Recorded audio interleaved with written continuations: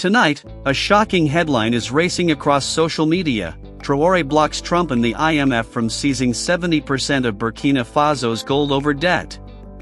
If that were true, it would be the most dramatic resource standoff of the decade. But is it real?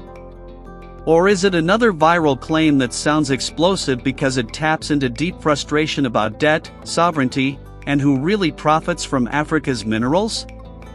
In this episode, we separate fact from fiction, explain what actually happened to Burkina Faso's gold, and map out what happens next for a country trying to rewrite the rules of the game. Let's start with the picture people think they see.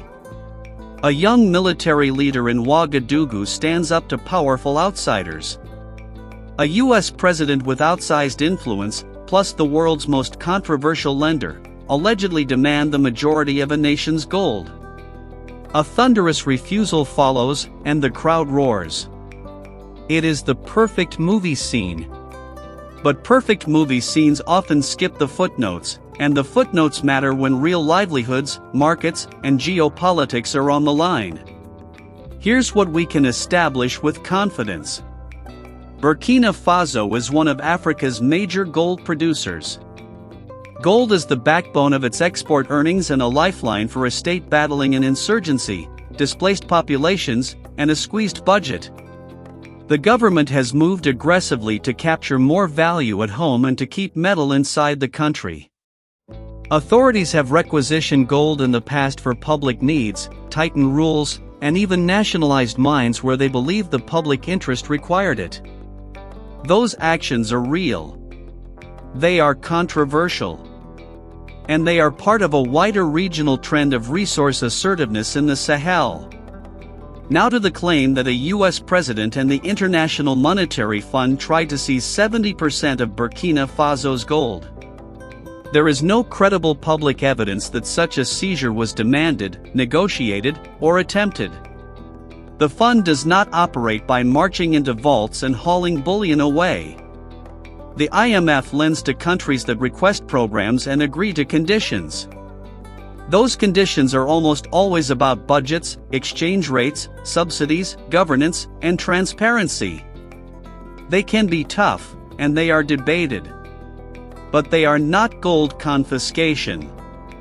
Meanwhile, headlines tying a US president personally to the alleged seizure are not backed up by verifiable documentation, official notices, or reputable reporting. In other words, the viral headline is a story looking for facts to match its drama. So why does a story like this spread so fast?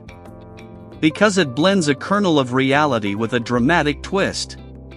The kernel is that Burkina Faso has tightened control over its gold and has clashed with foreign mining interests. The twist is the idea of a 70% grab by outsiders.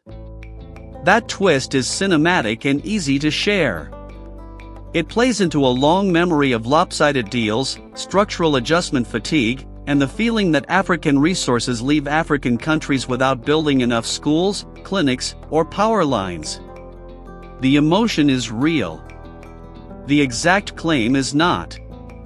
If we remove the noise, the signal becomes clearer. In recent years, the Burkinabe state has taken a more interventionist approach to mining. It has insisted on more revenue, prioritized national participation, and asserted emergency powers to requisition metal for public needs. It has moved to nationalize assets in dispute and has signaled that it is building a national gold reserve. Investors see risk. The government sees sovereignty. Citizens see a test. Can the gold boom finally translate into visible change for ordinary people? Understanding the IMF's role is equally important. The IMF is not a single country, even though powerful shareholders exist. It provides financing when governments ask for help to stabilize budgets and currencies. Programs are negotiated, reviewed, approved, and dispersed in tranches. Critics argue conditionality can bite hard, especially when austerity lands on those least able to bear it. Supporters say programs can unlock broader financing and discipline bad habits. Both can be true. What is not true is the idea that IMF staff arrive with a vault key to take national gold. Program conditions might restrict how much a country can borrow, how it accounts for revenues, or how much it spends on subsidies. They do not authorize the fund to seize gold reserves. So what, in fact, has been happening to Burkina Faso's gold? The state has become a bigger player, both as regulator and as market participant. It has compelled deliveries for urgent needs, tightened royalty and tax frameworks, and taken control of specific mines through its state-owned mining holding. It has positioned itself to retain more metal domestically, to shore up reserves in a volatile time, and to bargain harder with foreign operators. These are policy choices with trade-offs. They can bring more state revenue and bargaining power, but they can also deter investment, slow exploration, and expose the state to operational risk. Running a gold mine is not the same as passing a decree. It requires heavy capital, technical expertise, logistics, and long-term planning. Meanwhile, the region is shifting under everyone's feet. Burkina Faso, alongside its neighbors, has broken with old regional arrangements and is experimenting with new ones. Security partnerships are changing. Trade corridors are being reimagined. Russian companies are showing up in spaces once dominated by Western firms. The map is being redrawn in real time, and gold is both a prize and a pressure point in that redraw. What does 70% actually mean in this context? If you tried to translate that number into real-world flows, you would run straight into hard limits. Most gold in Burkina Faso exits through a mix of industrial exports and artisanal channels, not through a single government vault. Even a powerful lender or a powerful state cannot walk in and take that metal without a legal basis and a willing counterparty. The more realistic points of leverage are elsewhere: sanctions, export restrictions, access to dollar clearing, insurance, shipping, and the risk appetite of buyers and refiners who fear reputational blowback. Those tools can be used to pressure a government, but they are blunt and costly. They also tend to push trade into new routes rather than make it disappear. So what happens next? First, expect continued resource nationalism, not only in Burkina Faso but across the Sahel.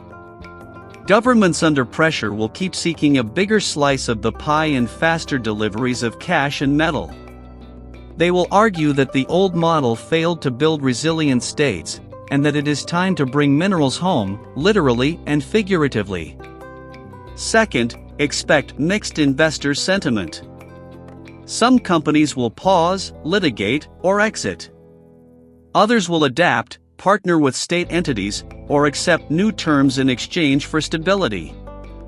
Third, expect more policy experiments, reserve requirements for miners, domestic refining mandates, tighter controls on artisanal output, and efforts to channel informal gold into official circuits.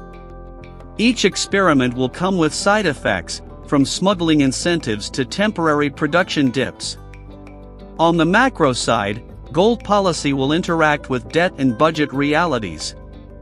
If prices are strong and volumes hold, the government can capture more revenue and reduce financing gaps.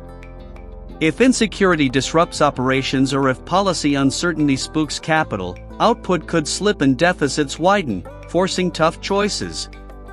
Everything hinges on execution: collecting royalties efficiently, securing mine sites against armed groups, paying local suppliers on time, and reducing leakages along the value chain.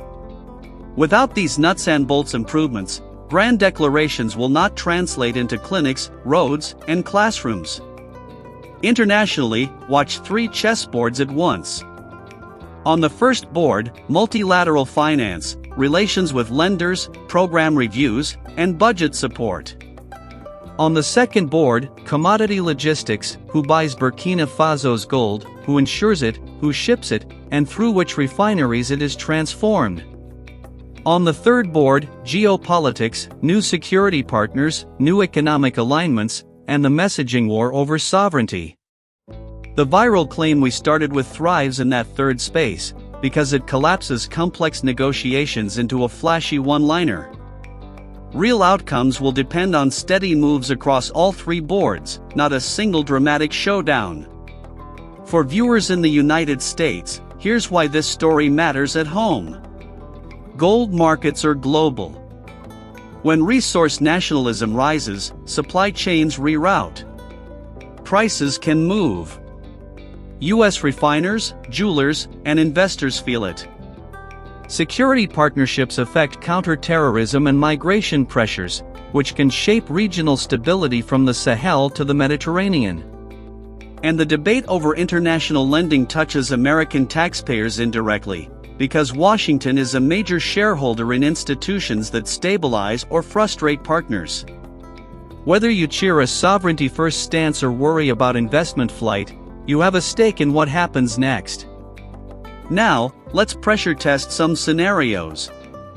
In a constructive scenario, the government clarifies the rules of the game, protects existing operations, and channels more gold into a transparent national reserve. It improves mine site security, invests in roads and power for mining regions, and builds trust with communities so that artisanal miners have real alternatives to informal buyers. Budget support stays on track because fiscal targets are realistic and reporting is timely. Output holds steady. Revenue rises. Ordinary people see clinics open and teachers paid. Investors learn the new rulebook and adapt. In a messy middle scenario, rules change quickly and often. Some mines are nationalized, others face compliance bottlenecks, and insurance for shipments becomes expensive. Artisanal gold keeps leaking across borders because local buyers pay cash with no questions asked. Revenue rises on paper but misses targets in practice. Deficits persist. The state leans on short-term fixes, including more gold requisitions, which spook new capital. Things do not collapse, but the system runs hot and fragile. In a worst-case scenario, insecurity deepens, and production drops sharply. Courts and arbitrations freeze assets abroad, while logistics headaches crimp exports. Domestic refining mandates outpace real capacity, creating bottlenecks. Budget gaps widen. Emergency decrees stack up. In that pressure cooker, rumors thrive, and another viral headline replaces today's. The tragedy is that the people who suffer most are the ones far from the negotiating table. The most important question is how to convert sovereignty into services. Sovereignty is not a slogan, it is a delivery system. It must deliver electricity so compressors run and clinics can refrigerate vaccines. It must deliver roads so ore moves cheaply and safely. It must deliver trusted institutions so contracts mean something, taxes are fairly collected, and corruption is not the silent partner in every deal. If gold is the starter fuel, governance is the engine. That brings us back to the opening headline. Traore blocks Trump and the IMF from seizing 70% of Burkina Faso's gold. The story spreads because it compresses a complicated fight into one sentence. But the real story is more demanding and, in the end, more empowering. A sovereign state is trying to rewrite how its most valuable resource is managed. Powerful players, governments, companies, lenders, are negotiating their interests. The outcome will be decided not by a cinematic standoff but by 1,000 practical choices about laws, budgets, security, logistics, and trust.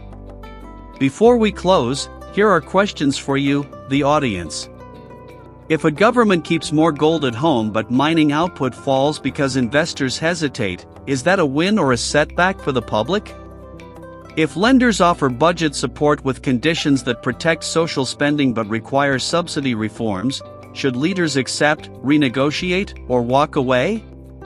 How much risk should a state-run mining company take on when global prices can swing and security costs are rising? Should the priority be domestic refining and a national reserve, or should the priority be attracting diversified investment into agriculture, power and manufacturing so the economy doesn't lean so heavily on one metal? And finally, what would real success look like in 5 years? More bullion in a vault, or measurable improvements in schools, clinics, and jobs in mining regions? If you found this analysis useful, support the channel by subscribing, liking the video, and sharing it with a friend who cares about how resource politics shapes real lives. Drop your thoughts in the comments. We read them carefully and use them to guide our next investigations. If you have on-the-ground experience in Burkina Faso's mining regions, or if you work in refining, logistics, or lending, your insight is especially valuable. Tell us what we missed, what we got right, and what deserves a closer look next time. Thanks for watching AfriPol Lens. Stay curious, stay critical, and stay with us as we continue to bring clarity to the headlines that travel faster than the facts.